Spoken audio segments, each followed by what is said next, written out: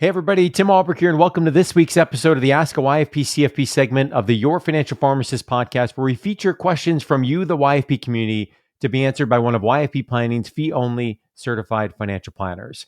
Before we jump into today's question, I will give a shout out to YFP Planning's incredible team that makes this segment possible. YFP Planning offers fee-only comprehensive financial planning that is customized to the pharmacy professional.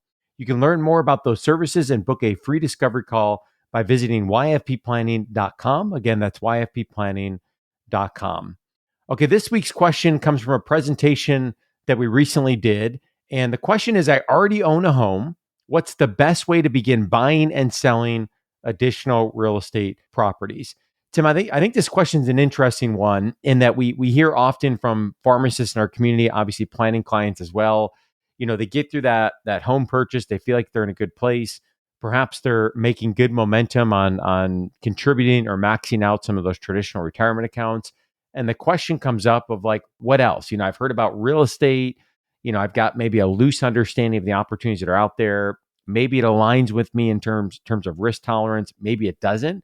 Or I'm just open to really learning more about the opportunities that are available to see what might or might not be a good fit. So what are your initial thoughts on kind of the spectrum of real estate investing opportunities that are out there and how folks may go about evaluating these further? I think kind of taking a step back, and the way that I would answer this question is with a question is like, what are your goals, right? So what are you interested in? What are you trying to accomplish? So there's a variety of ways that you can invest in real estate. So it could be on the end of the spectrum. When we invest dollars in our client portfolios, a portion of that is in an ETF, exchange traded fund, that is in real estate, a real estate investment trust. So that is probably one of the most passive ways to own real estate. It typically doesn't necessarily have a lot of the benefits of owning real estate that you hear and read about, but that's one way to do it. I mean, you can also be more passive by giving money to a syndication where they're going to invest it for you in a $100 million process. It could be something like a crowdfunding that you're doing it, but then you can kind of go more where on the other side of the spectrum, you are the landlord, right? So Shay and I have a property in Baltimore when we moved there that we are the landlords. We have tenants, we're dealing with maintenance issues. We had to put on a new roof on recently, which wasn't fun. We have, water problems, all that kind of stuff. So that's more of the active side. But you typically see more of the benefits of owning real estate in terms of, some of the tax advantages and owning that property. You see the appreciation of that property. You're receiving income as that a property appreciates. And then you kind of have like the middle area, which could be things like hard money lending. So, you act as a bank to an investor. You are maybe you're house hacking. So, hey, I bought a house. It has 3 bedrooms. I'm renting out a bedroom, to basically pay for part of the mortgage.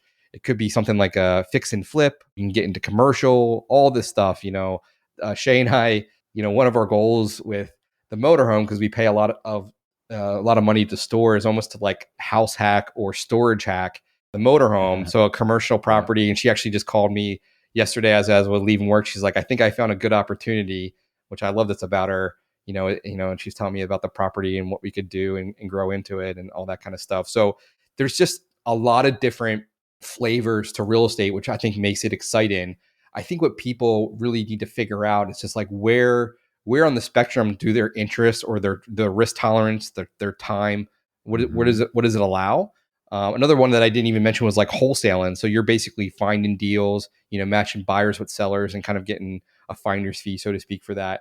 So to find like your flavor, sometimes we talk about real estate and people get really jacked up and they're like, yeah, I really want to try this.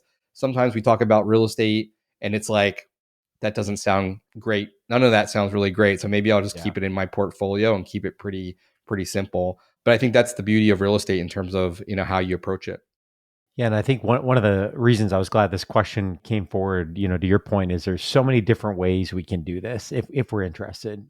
And, I think that we often have a specific idea in mind, right? When I first learned about real estate investing, thought came to mind of, some of the things I had heard, right, growing up, like, oh man, who wants to be, changing, fixing toilets at 3 a.m. Right. And, Right. doing those kinds of things, acting as a landlord and a property manager. But obviously that's one example, and there's systems and things you can build to help mitigate that, both time and some of the financial risks. But I think what's so cool about it, and David and Nate, a shout out to them, co-hosts of the YFP Real Estate Investing Podcast that publishes each Saturday. They're now 78 episodes into that show, which is really cool. But it is story after story after story of pharmacists that are investing in real estate in a variety of ways: passive, active, buy and hold, fix and flip, short-term rentals. I remember there's a story of a couple who owned a motel, some that own one property, some that own 50 plus units, some that are very active in the rehab construction, others that,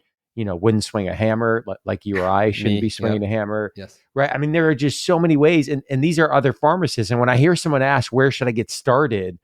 My first thought is like, man, just absorb as much as you can of what is out there in terms of the options, and then connecting with other people that are investing to learn more and pick their mind of, what's working, what's not working. What do you like? What did you learn when you get started? What have some of the challenges been? What does this look like in the current market? And I think that's what's so cool about when you think about pharmacy and real estate investing, like niche of niche, right? But it is a super small community where I know from talking with David and Nate, a lot of these folks are connecting with one another, which is awesome. Yep. So whether they're in your area or not, I sense many of them are approachable. So I think just learning as much as you possibly can, that podcast and resource is a great way to do so. And then obviously engaging with your planner, looking at how this fits in, with the rest of the financial plan, and determining what is the best fit, for you going forward. So great question. I think reminder of the work that's being done on the YFP Real Estate Investing Podcast, and really just some really cool things of, pharmacists all across the country that are dabbling in this in very different ways. So thanks again for this question that was submitted as a part of a recent presentation that we did. If you have a question that you'd like to have featured on the show, 2 ways that you can send us a question. Number one, you can email us info@yourfinancialpharmacist.com. You can also record your question by going to yourfinancialpharmacist.com/ask YFP. And as we wrap up this week's episode, an important reminder that the content in this podcast is for informational purposes only and should not be relied on for investment or any other advice. For more information on this, you can visit yourfinancialpharmacist.com/disclaimer. Thanks for listening and have a great rest of your week.